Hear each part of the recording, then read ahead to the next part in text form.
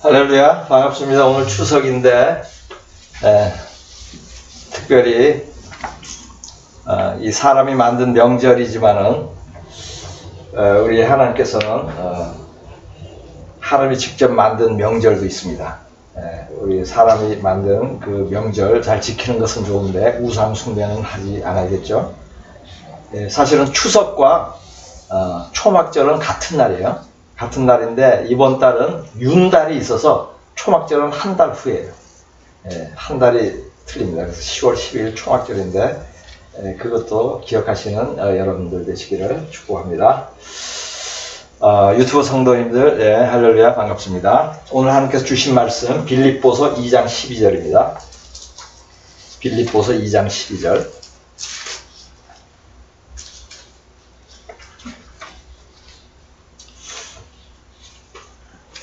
빌립보서 2장 12절 말씀 제가 봉독하겠습니다. 그러므로 나의 사랑하는 자들아 너희가 나 있을 때뿐 아니라 더욱 지금 나 없을 때에도 항상 복종하여 두렵고 떨림으로 너희 구원을 이루라. 아멘. 당신은 구원의 확신이 있으세요? 라는 질문을 하는 사람이 있죠. 이 질문을 받으면은 세 가지 중에 하나를 답하게 됩니다. 구원의 확신이 있다, 없다, 또는 모르겠다. 그런데 여러분이 그런 질문을 받았을 때 구원의 확신이 없다고 하거나 또 모르겠다고 답하면 질문을 한 사람은 여러분이 구원받지 못했다고 판단합니다. 그런 경험이 있으신지 모르겠어요. 판단으로 끝나는 것이 아니라 구원이 확신이 있다고 대답을 하라고 가르치죠. 왜냐하면 그렇게 답을 해야 구원받은 사람이 되기 때문이에요. 그러니까 구원의 확신이 있는 사람, 있다고 말하는 사람은 구원받은 것이고 그렇지 않으면 구원받지 못한 것이라는 가르침은 매우 황당하고 틀린 가르침이에요. 그런데 많은 사람들이 옳게 여기면서 믿음 생활에 적용을 하죠. 왜 그렇죠? 교회에서 그렇게 가르쳤기 때문에. 성경에도 없는데 이러한 것을 교회에서 가르치는 근거가 무엇이겠습니까? 구원의 확신을 말하면 그거 자체로 큰 믿음이 있다고 간주해서 구원받았다고 말하는 것일까요? 만약에 그렇게 한다면 그것은 설득력이 없습니다. 왜냐하면 거듭나지 않은 교인들도 구원의 확신이 있다고 답하는 경우가 많기 때문에. 근데 이들이 이렇게 답하는 이유는 구원받을 만한 믿음이 있어서가 아니라 조금 전에 말했듯이 그렇게 답하도록 교육받았기 때문에, 심지어는 세뇌되었기 때문에. 구원받으려면 구원의 확신이 있어야 한다는 성경 구절은 없습니다. 오히려 성경은 구원을 확신한 자들이 구원 못 받는 것을 보여줍니다. 마태복음 7장 22절 23절을 보겠습니다. 그날에 많은 사람이 나더러 이르되 주여 주여 우리가 주의 이름으로 선지자 노릇하며 주의 이름으로 귀신을 쫓아내며 주의 이름으로 많은 권능을 행하지 아니하였나이까 하리니 그때에 내가 그들에게 밝히 말하되 내가 너희를 도무지 알지 못하니 불법을 행하는 자들아 내게서 떠나가라 하리라. 아멘. 이 구절에서 주의 이름으로 선지자 노릇도 하고 능력을 행한 사람들은 어떤 사람들이죠? 구원받은 줄로 알았던 사람이에요.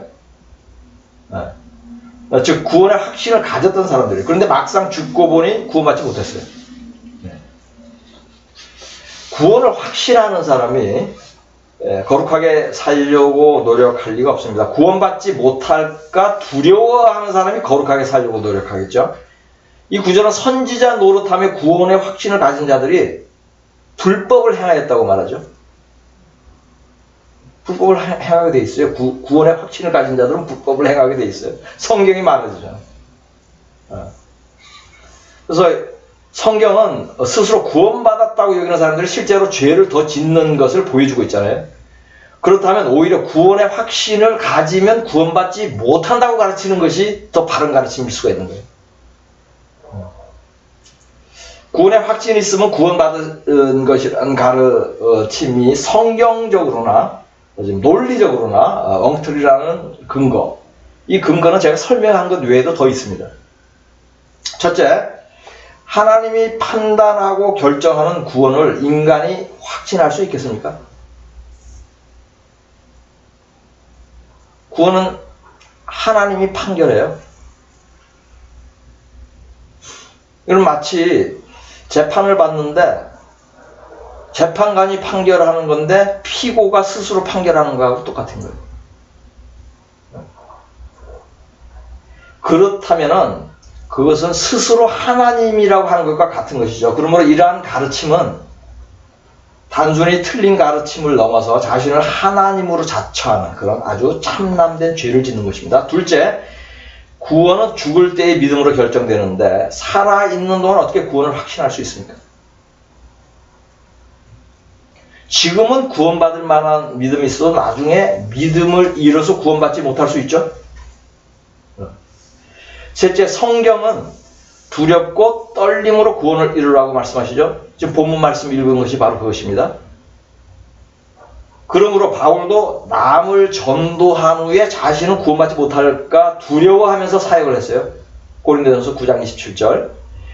내가 내 몸을 쳐 복종하게 함은 내가 남에게 전파한 후에 자신이 도리어 버림을 당할까 두려워함이로다. 아멘. 이상으로 살펴본 것처럼 구원의 확신을 가지라는 것은 엉터리이고 허무맹랑하고 황당하고 참남된 가르침이에요. 오히려 구원을 확신하지 않는 것이 바른 것이고 성경적이고 진리입니다. 이런 잘못된 가르침은 매우 심각한 문제입니다. 왜냐하면 사람들의 구원을 회방하기 때문에 그래요.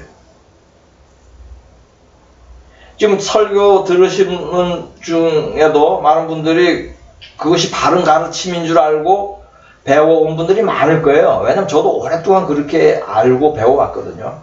근데 제가 깨달은 것은 성경을 읽고 깨달은 것이에요. 그래서 가르치는 것입니다.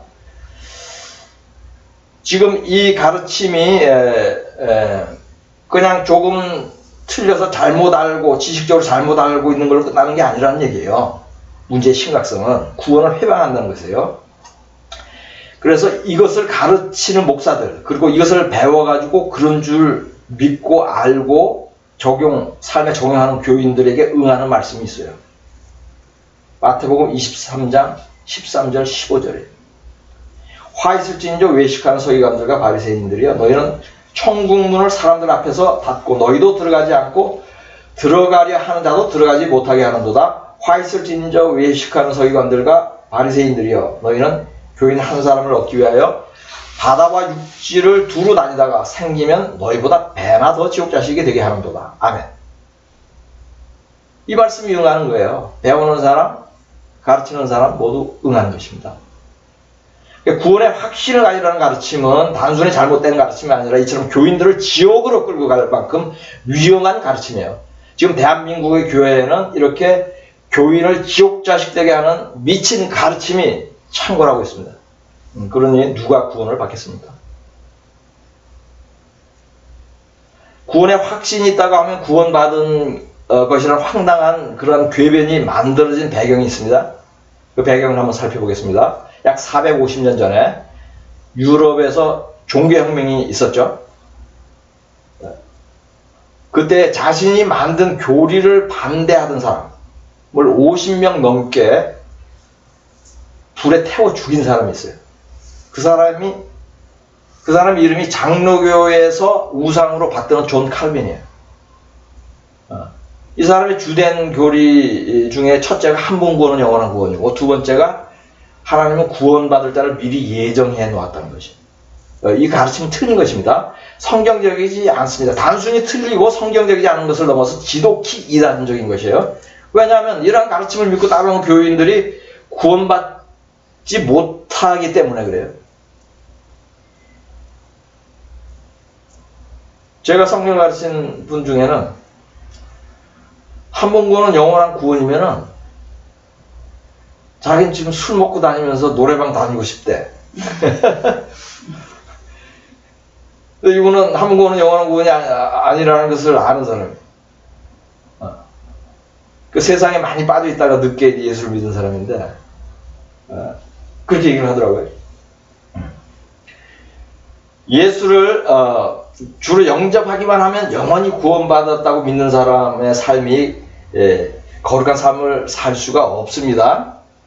구원이 예정되어 있는데 계명을 지키면서 살려고 하겠어요? 먹고 마시기를 즐기며 살지 않겠습니까?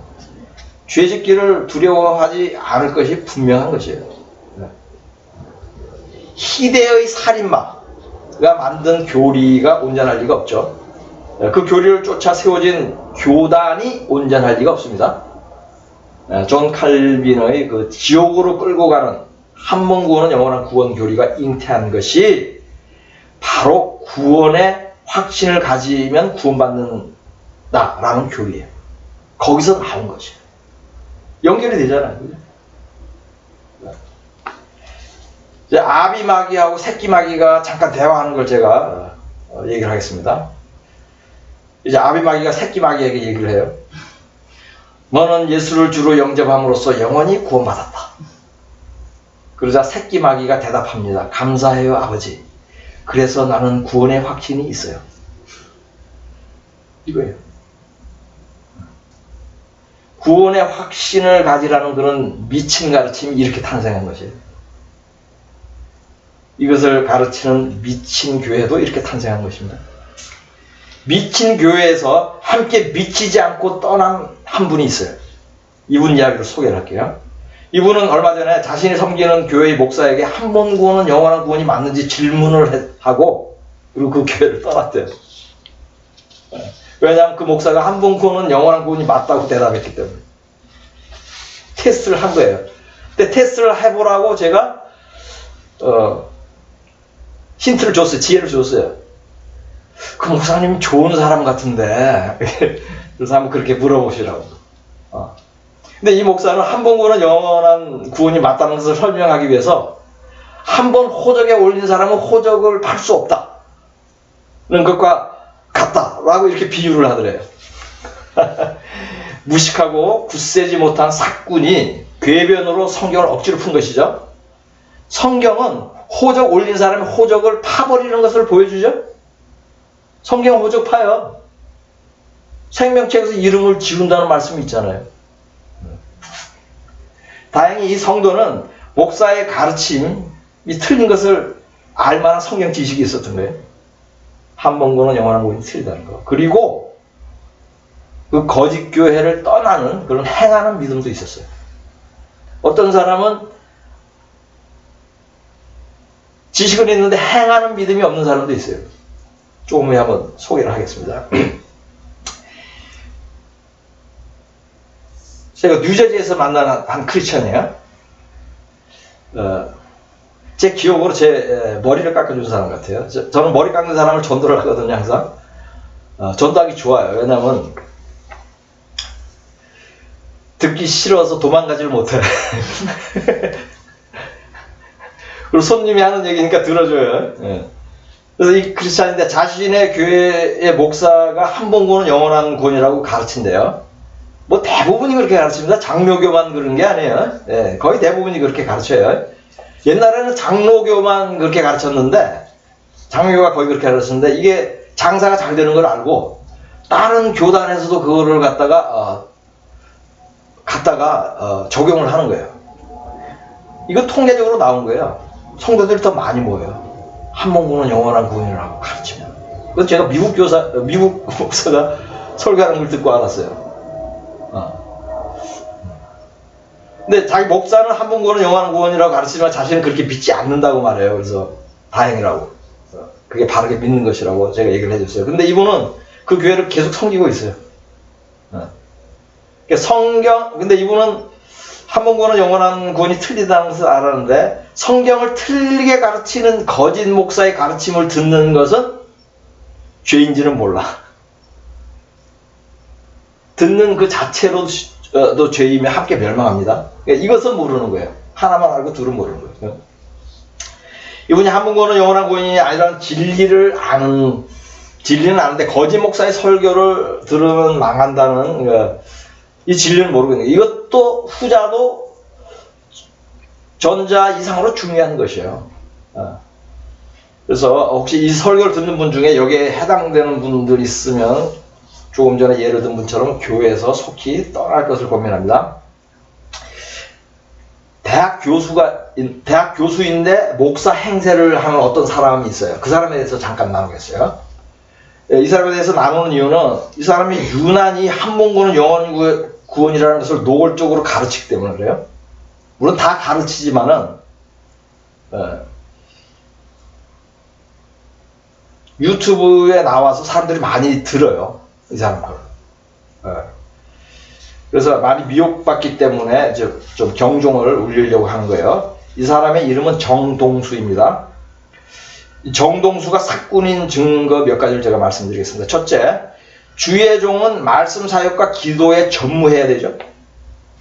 그러므로 하나님은 목사를 파트타임으로 부르지 않습니다. 그런데 정동수는 풀타임 교수이고 파트타임 목사예요. 그러니까 하나님이 목사로 부르지 않은 것이 분명한 것이에요. 하나님 부르지 않았는데 스스로 목사가 되었다면 그것은 사꾼인 것이죠. 두 번째로 이미 설명하였지만 한문구는 영원한 구원이라는 마귀의 교리를 가르칩니다. 이 틀린 교리 하나가 수많은 교회를 지옥으로 끌고 가는데 그 앞잡이 노릇을 하는 자 중에 하나가 정동수예요. 지금 그 활약이 아주 대단해. 사람들이 많이 본다는 얘기예요. 세 번째, 정동수는 킹제임스 성경만 옳고 다른 모든 성경은 틀렸다고 가르칩니다. 세상에 떠도는 엉터리 이론을 어디서 듣고 배운 것이에요. 제가 알아요. 왜냐하면 저도 이런 이론을 오래전에 들어본 적이 있거든요. 킹제임스만 맞다. 근데 제가 그것이 틀렸다는 것을 얘기하려면 제가 오랫동안 얘기도 할 수 있는데 지금 간단하게만 얘기를 할게요. 저는 12가지 영어 버전으로 성경 공부를 해요. 그게 가장 많이 보는 거예요. 미국에는 100가지도 넘어요, 영어 버전. 한국은 뭐 5-6가지밖에 없잖아요. 미국은 100가지도 넘어요, 영어 버전이. 그 중에서 이제 많이 보는 게 한 12가지 있는데 그것을 제가 보는데 12가지 버전을 좀 애매한 구절이나 좀 의미를 좀 확실하게 하기 위해서 그럴 때는 제가 12가지 버전을 다 읽어요. 그러면서 제가 깨달은 게 있어요. 와, 하나님이 이렇게 많은 영어 성경을 여러 가지 버전으로 만든 선하신 뜻이 있구나. 그것을 깨달았다니까. 조금씩 뉘앙스가 틀리는데 어떤 때는 더 적절한 게 있어요. 그럼 그것을 제가 인용해서 성경을 해석하거나 인용하는데 또 참고로 해요. 근데 어떤 사람들은 뭐 성경 해석이 틀렸다. 그렇게는 표현을 하면 안 됩니다. 틀린 것이 아니고 뉘앙스가 틀리다. 그리고 약간 뉘앙스가 틀리게 한 이유가 있다. 이렇게 깨달으시면 돼요. 그래서 성경은요, 천주교 성경만 빼고 거기는 그 외경, 위경 이런 게 막 들어가 있어요. 그래서 천주교 성경은 절대로 읽지 마세요. 그 외에는 웬만한 거 다 읽고 배우기에 문제가 전혀 없습니다.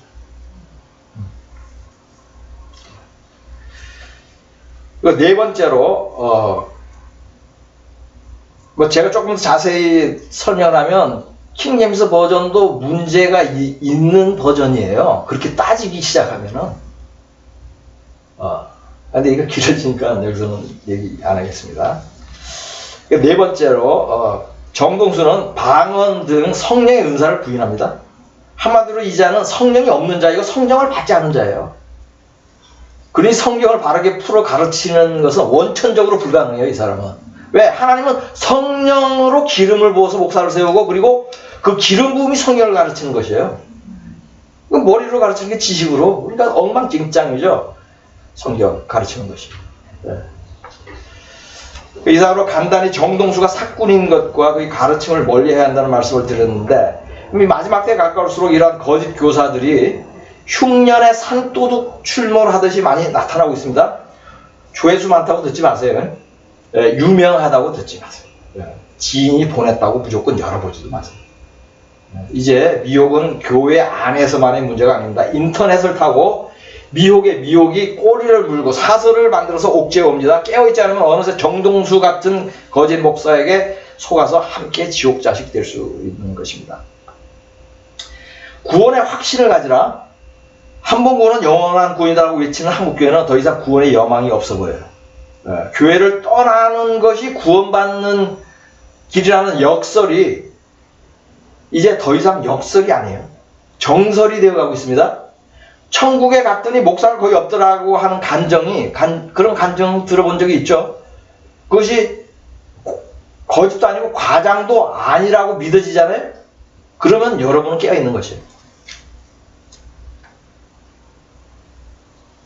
마지막 때 구원받는 사람은 거짓 가르침을 분별하는 사람들입니다. 구원의 확신을 가지라는 가르침이 미친 가르침이라는 것을 깨닫는 사람이에요. 조금 전에 목사에게 묻고 그 교회를 떠난 분이 있다 그랬죠. 그 사람의 지혜를 주목해 볼 필요가 있습니다. 여러분이 가정교회를 이루지 않고 따로 교회를 섬기고 있다면 동일하게 테스트를 한번 해보세요. 마지막으로 구원의 확신이 있느냐는 질문에 지혜롭게 대응하는 법을 말씀드리겠습니다. 우선 이러한 질문을 하잖아요. 그럼 그 사람을 긍휼히 여기세요. 왜냐하면 그 사람 성경을 지금 잘못 배워서 구원받지 못한 사람이에요. 그 결정적이고 중요한 그 구원에 대한 그 지식을 잘못 갖고 있잖아요. 그 사람은 구원 못 받아요. 결국 그 지식이 역사해요. 그냥 조금 잘못 알고 있었는 대로 끝난 것이 아닙니다. 그러니까 그 구원받지 못하는 인생으로 생각을 하시고 우선 긍휼한 마음을 가지고 먼저 가져야 된다. 그리고 이렇게 대답하세요. 제가 구원받았는지 잘 모르겠지만 단지 저는 매일 두렵고 떨림으로 구원을 이루어 갑니다. 이게 정답이에요. 정답 같아요? 네. 아멘 해보세요. 아멘. 그죠? 그래서 더 이상 묻지 않으면 그냥 중단하셔도 돼요. 이 대답이 센스가 있는 것 같은데 하고 대답을 중단할 수도 있는데 보통은 더 묻습니다. 구원의 확신을 가져야지 구원을 받지, 집사님. 아직도 구원의 확신이 없어. 예수를 얼마나 믿었는데. 이제 이렇게 또 나오잖아요. 그럴 때도 그런 소리 하더라도 당신 미쳤어 이렇게는 하지 마시고 그렇게 말하지 마시고 미친 가르침인 것은 맞지만 그렇게 하지 마시고 이렇게 대답하세요. 하나님이 주실 구원을 어떻게 인간이 확신할 수 있겠습니까? 그러니 그러한 질문은 적절하지 않으므로 앞으로 다른 사람에게도 하지 마세요. 이렇게 얘기를 하시죠. 그래서 이러한 대답에 관심을 가지고 더 물어보면 더 얘기를 해주시고 할 수 있는데 이제 자기가 계속 옳다고 주장하면 뭐예요? 거기서 대화를 중단하시면 돼요. 논쟁할 필요는 없습니다. 그렇게 계속 나오면 교만한 것이고 또 미혹된 것이에요. 그래서 듣지 않습니다. 저도 성경도 모르고 거듭나지도 않았던 그 오랜 기간 동안 구원의 확신을 가지라는 가르침을 얼마나 많이 들었는지 몰라요. 저 정말로 많이 들었어요. 그리고 구원의 확신이 있어야지 구원받은 것이니까 구원의 확신만 있으면 구원받았다. 그러니까 너무 좋은 거죠, 사실은. 그 영이 좋아해요, 그게. 무의식 중에. 내 혼이 좋아하는 거죠, 혼이. 그래서 그 전도 폭발이라는 훈련이 있는데 그거 제가 받았거든요, 14 때. 그러면 이거 할 때 그런 질문을 하면서 시작을 해요. 그래서 구원의 확신이 있는 질문으로 시작해서 그 사람들을 결국 뭐예요? 그릇된 가르침으로 인도하는 그런 그 연습을 많이 한 적이 있죠. 근데 제가 이 설교를 준비하다가 그것을 회개했어요. 그것도 회개해야 되는 일이더라고요. 그래서 아버지, 제가 과거에 구원의 확신이 있느냐고 물은 것을 회개합니다. 더욱더 두렵고 떨림으로 저희 구원을 이루어 가겠습니다. 이렇게 고백을 한 적이 있어요. 동일한 감동이 있으신 분은 동일한 고백을 하여도 좋겠습니다. 본문 말씀으로 설교를 마치겠습니다. 그러므로 나의 사랑하는 자들아, 너희가 나 있을 때뿐 아니라 더욱 지금 나 없을 때에도 항상 복종하여 두렵고 떨림으로 너희 구원을 이루라. 아멘.